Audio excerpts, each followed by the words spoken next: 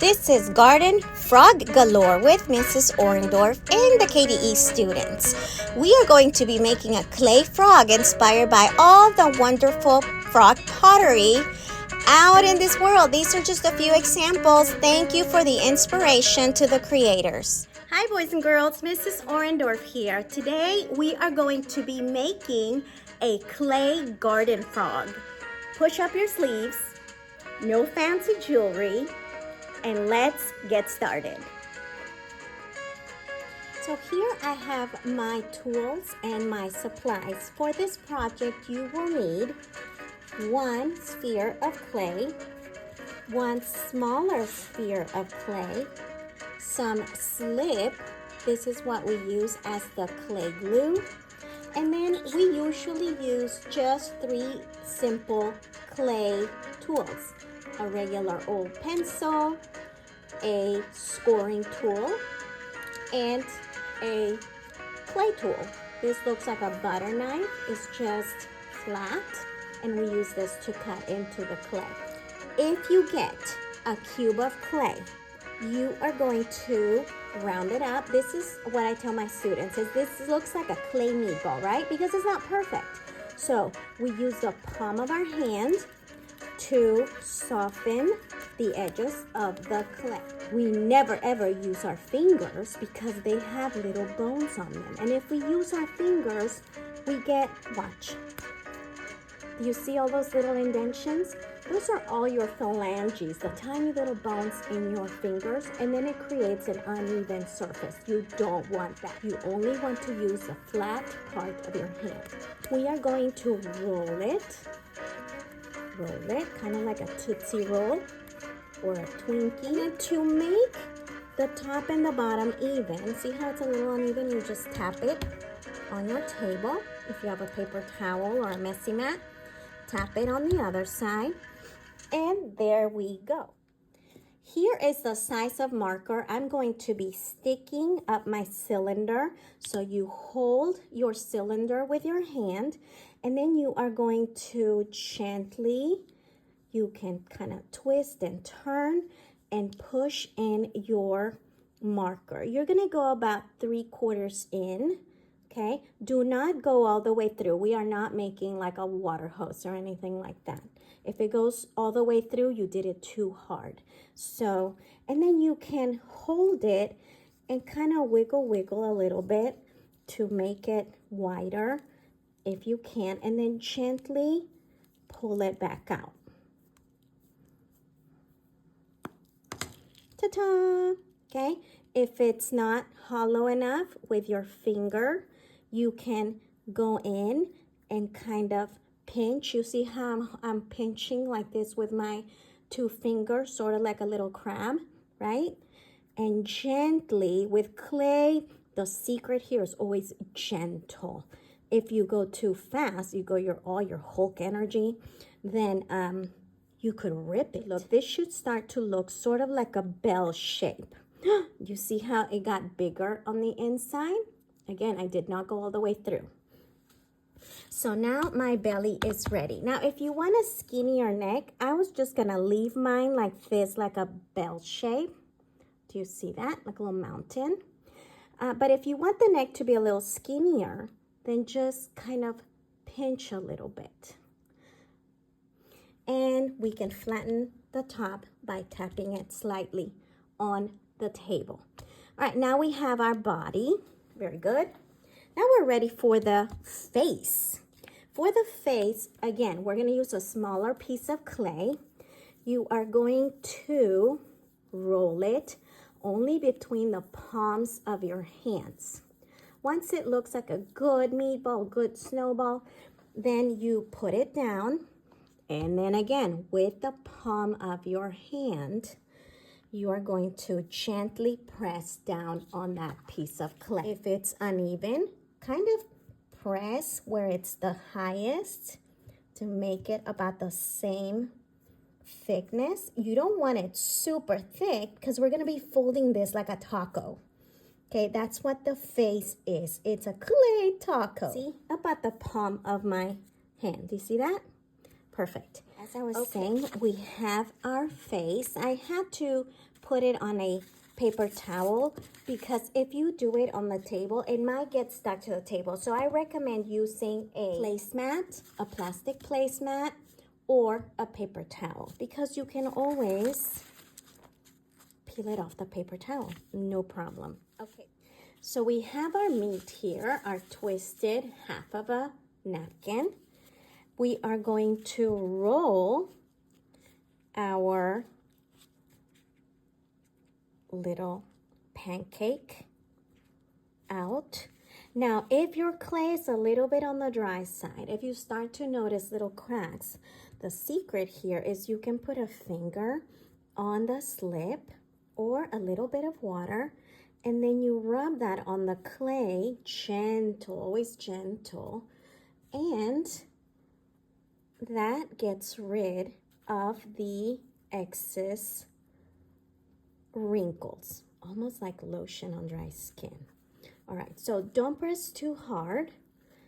And now I'm going to, you know what I could do is put a marker here and then kind of press down a bit on the cheeks. So it should be open here on the ends, and then we'll leave the marker there to dry. We could always also use an old marker cap. Just while it dries, and that will give you this wave, like, and then maybe you could even add a little tongue with a little fly. I mean, the sky is the limit, guys. Once this clay dries, we will pull out the paper towel, and when your clay goes in the kiln, it will be hollow like this one. You will not have to worry about the paper being in the kiln. Paper should never go in the kiln. Now we are ready to connect. We are going to use the score and slip method. We can never ever just put clay on top of clay and say, oh, it's done. No, we are going to use our score and slip tool. If you don't have one of these, you can use a little fork, or you can use a pointy pencil. You just make sort of like lines, sort of like tic-tac-toe. You want to go in a little bit deep. If you go too light, it won't hold. So here, on the part that's going to touch my face, I'm going to also make my scoring. We call that scoring the clay. With my clay tool, I'm going to scoop up a generous amount of slip. Okay, this should be on here like jelly, not like just a little bit hardly toast, a little bit of butter on toast. No, it's like jelly. It's thick. I hope you can see this. There we go. All right, so we are going to connect both ends, this part and this part, the bottom of the face, and place it down. If you are happy with your frog, you're gonna get another piece of clay. Clay we never pinch and pull apart. We always use a clay tool, and the only way we cut clay is we slice. I'm going to roll these two little spheres, these little balls of clay. Okay, those are the eyes. Just try to make sure that they're about the same size. And how do we connect? Score and slip again. Scoring, scoring. Okay, scoring, scoring. If you want your eyes to be big and bulgy, that's fine. If you want them to be smaller, that's fine too. Now, you can't just plop your eyes there. I'm going to get some slip, remember, nice and thick. I'm placing it here, and then I'm going to connect. Just kind of wiggle, wiggle. Perfect. If this one gets flat, score on it again. Make sure you put your slip there like jelly. And connect. I always tell my students, my art class is like a cooking show. You have to follow the steps. Otherwise, I don't know if you're gonna nail it. If you want them to be flat, like this example here, you can just squish them. If you want them to be circles, just leave them like your little spheres. The pupil, for the little dot inside of the eye, okay, you can poke your pencil, or you can poke the eraser part of a pencil. I believe this is how these eyes were made, okay? And then you could always do just 2 little lines for the nose. Isn't that so cute? Sometimes girls like to put like a little bow, etc. Legs, you have a choice. You can do just 2, you can do 4. But whatever you do, anything you connect has to be score and slip method. That's the only way you connect clay to clay. Otherwise, when it's dry, it will no longer stay connected and it will fall. Now, I made 2 spheres of clay about the same size. And then you can just connect them right there. Like I said, if you want 4 and you have clay, go for it. Usually the back legs of any animal, they show up bigger in works of art. Rolling. And I have my back legs. Ta-ta! But this one would be very cute, just with the 2 front ones, if that's what you choose. Let's do the score and slip, because I want to paint these alongside my students and get creative with the glazes. So I'm connecting. When you connect the clay to clay, you're gonna have to hear like squish, squish. That's how the clay is connecting with each other. If you don't press a little bit hard, then maybe they're barely touching, and then maybe they'll stay there, maybe they won't. We will see. Okay?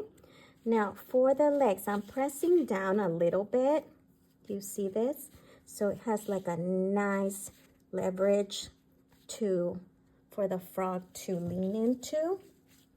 And then with your pencil, you're just gonna press the tip of the pencil on each foot.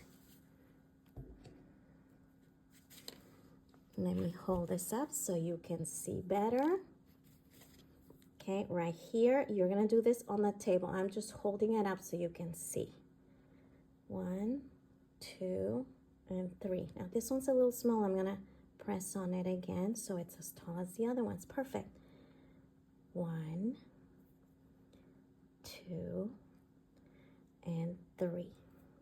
Got it. The next morning, after you create your frog, your teacher, we are going to remove that little cap or little wadded paper. You can also do little wadded paper. And then you have your cute little frog. It's like a singing frog. Ta-da! When you glaze, this, I don't have one glazed yet, but this is what glazes will turn like. You want to do 3 layers. You're gonna do 3 layers. 1 layer, let it dry. And then do another layer, let it dry. And then a 3rd layer, let it dry. Once it's dry completely, it will look sort of like chalk. It won't be this shiny. Then with another shade of green or a different color, you can put little dots and decorations. You can put a little black dot on the eyeball. Enjoy it. Art is all about enjoying the process and learning from it. See you next time.